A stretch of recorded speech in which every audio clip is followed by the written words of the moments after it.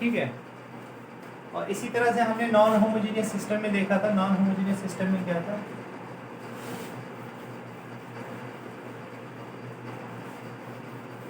Non homogeneous system में हमने देखा था, इसमें हम ऑगमेंटेड मैट्रिक्स लेते हैं ए अलोंग विद बी। तो यहाँ पे हमने देखा था सबसे पहले कि रैंक ऑफ ए इसके इक्वल होना चाहिए, rank of A augmented B. तो अगर ये होगा तब ये सिस्टम क्या हो जाता है, कॉन्सिस्टेंट। अगर ये नहीं होगा तब ये सिस्टम क्या हो जाएगा, इनकॉन्सिस्टेंट। और इन केस अगर ये इक्वल हो जाता है तो सिस्टम क्या हो जाएगा, कॉन्सिस्टेंट हो जाएगा। और अगर सिस्टम कॉन्सिस्टेंट है तो इसमें हमारे पास दो केसेस आएंगे।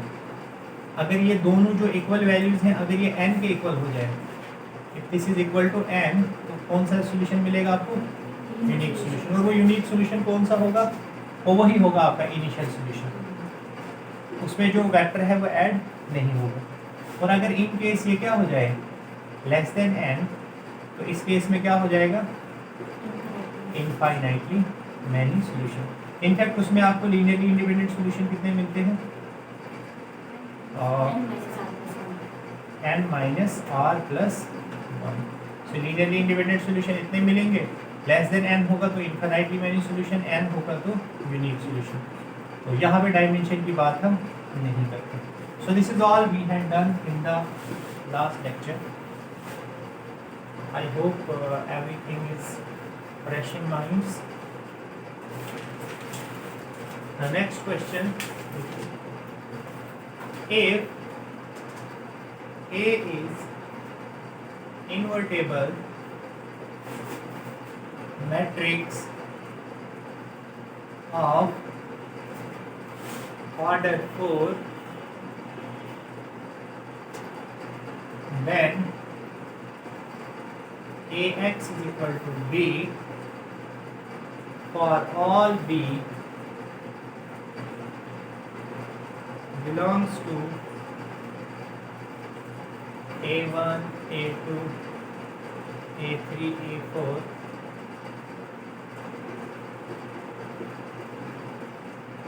as unique solution. True or false? Non homogeneous system दिया है, क्या दिया है, नॉन होमोजीनियस सिस्टम। तो आपको सिंपली क्या फाइंड करना है, आपको पता करना है कि कौन सा केस होगा ये। देखो ऑर्डर 4 की मैट्रिक्स है, ऑर्डर 4 की मैट्रिक्स है और इन्वर्टेबल मैट्रिक्स है। इन्वर्टेबल है तो रैंक भी इसका कितना हो जाएगा, 4, मतलब इस तरह की होगी कुछ।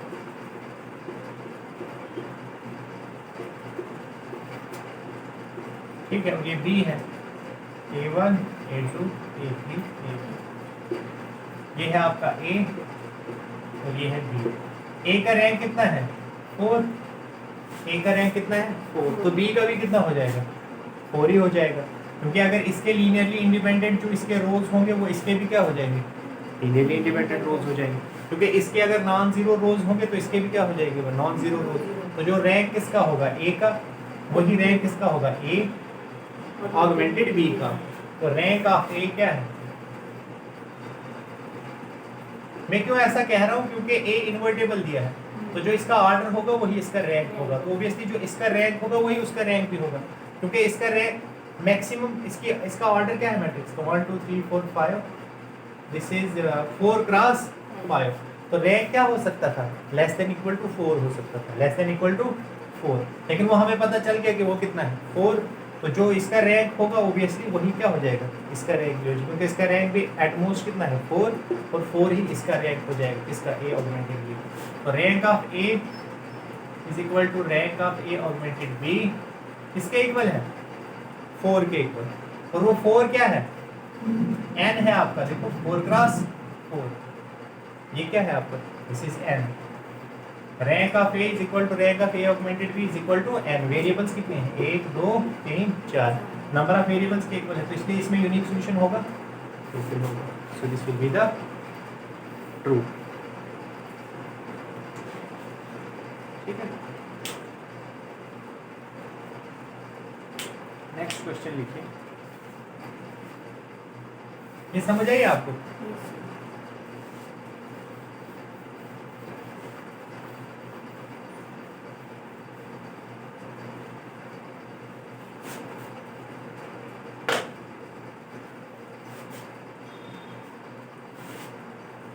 Consider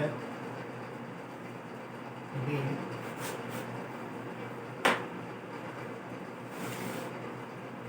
system of equations x plus y plus z equal to 3, x plus y plus az equal to 9, x plus by plus z equal to 8। Question आपसे ये है, for what values of a and b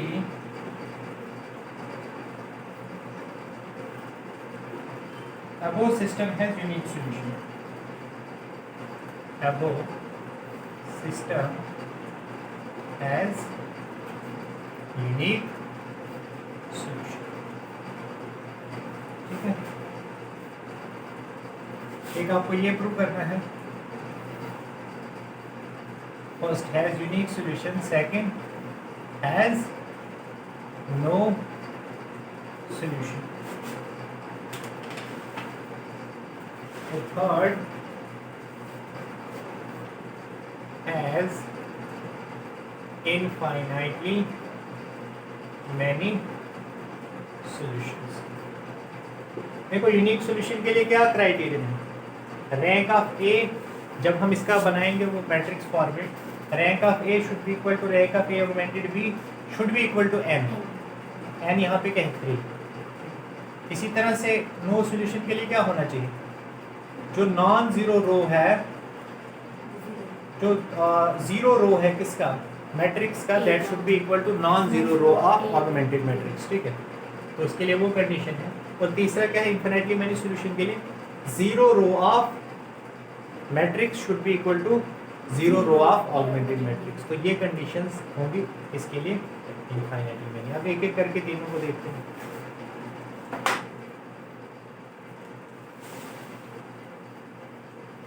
बनाओ matrix इसकी जल्दी से, क्या बनेगी?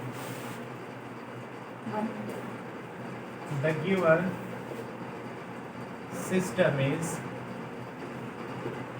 ax equal to b, where a augmented b किसके इक्वल है? 1 1 1 3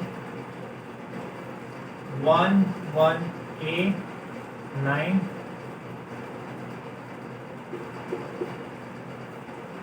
और 1 सॉरी a b 1 और a।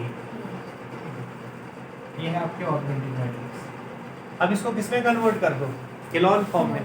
किलोन फॉर्म से चीज़ें हमारे लिए इजी हो जाएंगी। So now we will convert this into Kilon form. So whatever will be true for the Kilon form will be true for this augmented matrix, and whatever will be true for this augmented matrix can be used to discuss these various cases.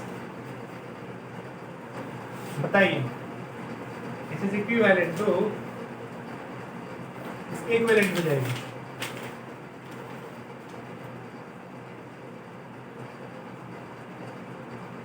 शाबाश। 1 1 1 क्या apply करेंगे यहाँ पे हम?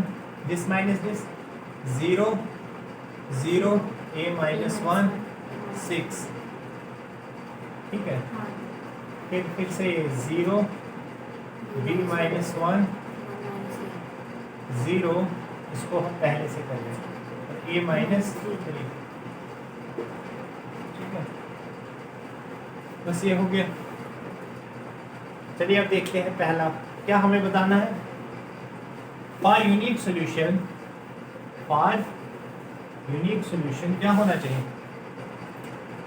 इसको मैं ऐसे लिख सकता हूँ further, this is 1 1 1 3 0 b minus 1 0 a minus 3 0 0 a minus 1 6। ये फर्क पड़ेगा कुछ नहीं। मैंने R1 और R2 को क्या किया, इंटरचेंज किया। यहाँ पे क्या अप्लाई किया था मैंने, पहले अप्लाई किया था R2 as R2 minus R1 और R3 as R3 minus R1। यहाँ पे क्या अप्लाई किया, रोज को इंटरचेंज किया, R2 R3। बताओ फॉर यूनिक सॉल्यूशन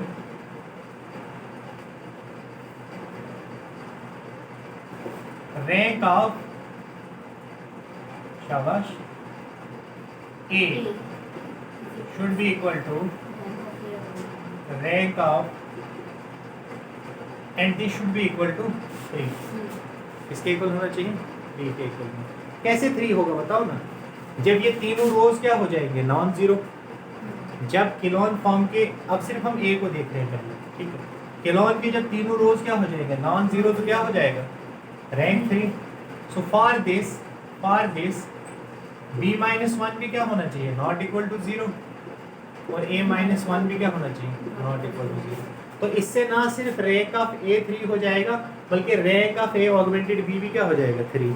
क्योंकि उसके अगर आप देखोगे उस मैट्रिक्स के भी, वो मैट्रिक्स भी किलोन फॉर्म में होगी, और उसके भी ये 3 रोज जो हैं, ये और ये क्या हो जाएंगे, नॉन जीरो हो जाएंगे, ठीक है। So that means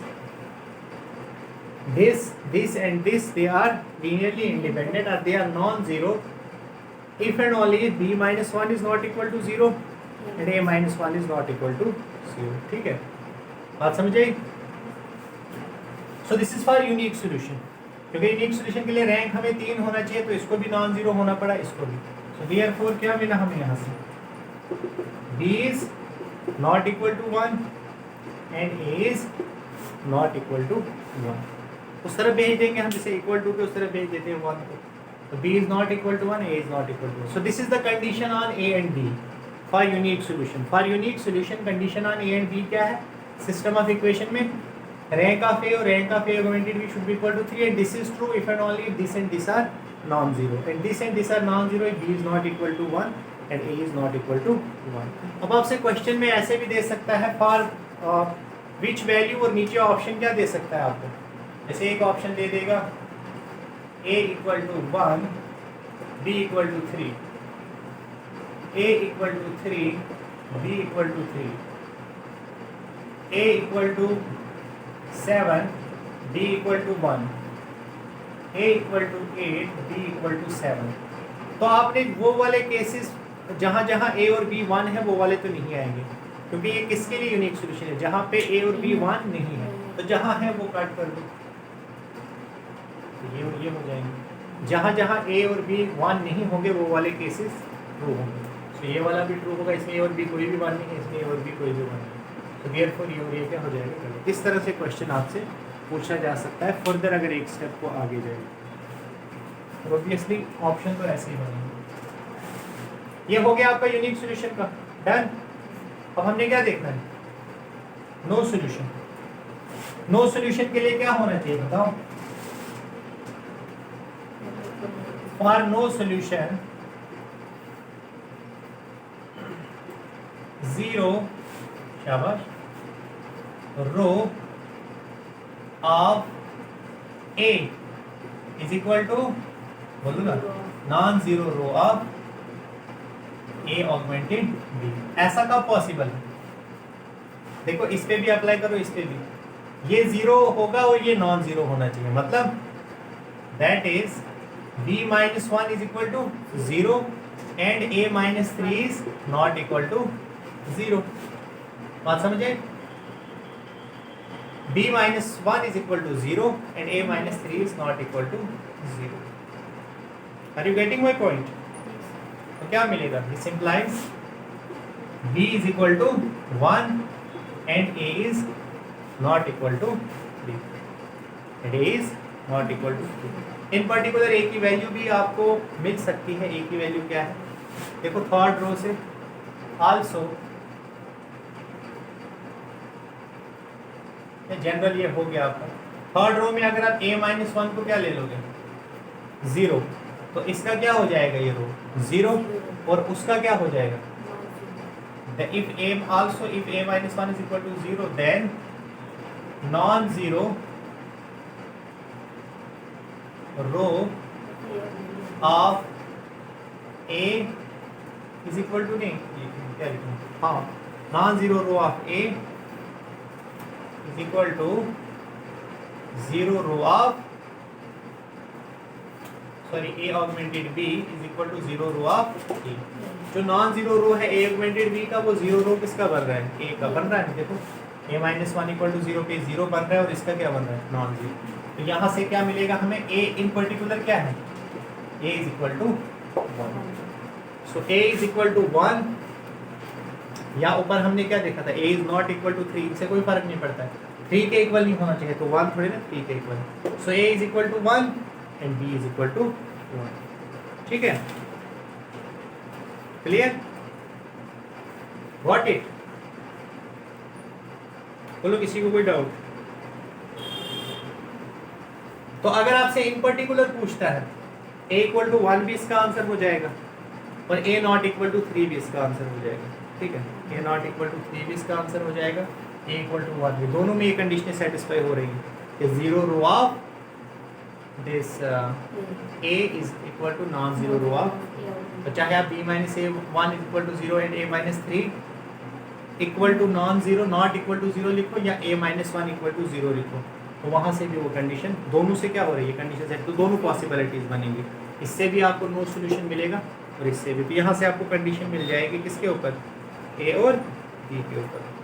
so for no solution a is equal to 1, a is not equal to 3 and b is equal to 1। तो जो भी ऑप्शन होगा उसी हिसाब से आप लिखोगे। अगर नॉट इक्वल टू 3 में दिया है तो वैसे टिक करना, अगर इक्वल टू 1 दिया है तो वैसे टिक करना। अब बच्चा हमारा फाइनल केस, फाइनल केस कौन सा है,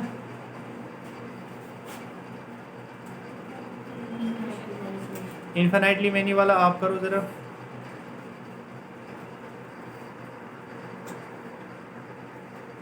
शाबाश, इनफाइनाइटली वाला तो आप करो आप, या वो भी मुझे ही करना है। इनफाइनाइटली में क्या होना चाहिए, rank of a which is equal to rank of a augmented b, this is less than n, क्या होना चाहिए, less than n। तो कैसे होगा less than n, for infinitely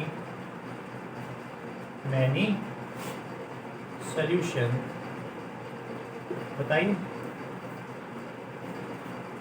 दो वे से आप कर सकते हैं, देयर आर टू वेज, इधर b minus 1 is equal to 0, और ठीक है a माइनस 1 इक्वल टू 0 नहीं आएगा, तो नो सोल्यूशन वाला केस आएगा ना। a माइनस 1 अगर 0 हो गया तो नो सोल्यूशन वाला केस है, तो इनकॉन्सिस्टेंट सिस्टम हो जाएगा। तो a माइनस 1 तो 0 हम ले ही नहीं सकते, क्योंकि a माइनस 1 0 लेंगे तो 0 रो ऑफ a क्या हो जाएगा, non zero row of b।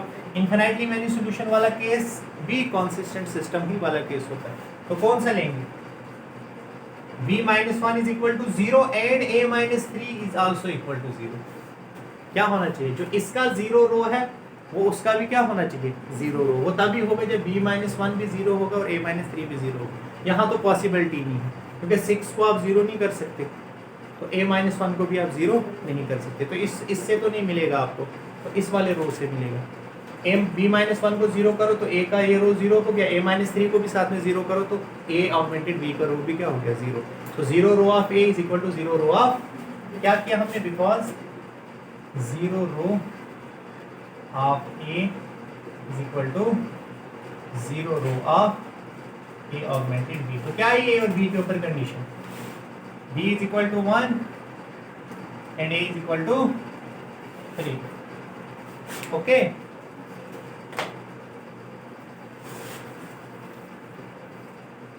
Fine, ठीक है।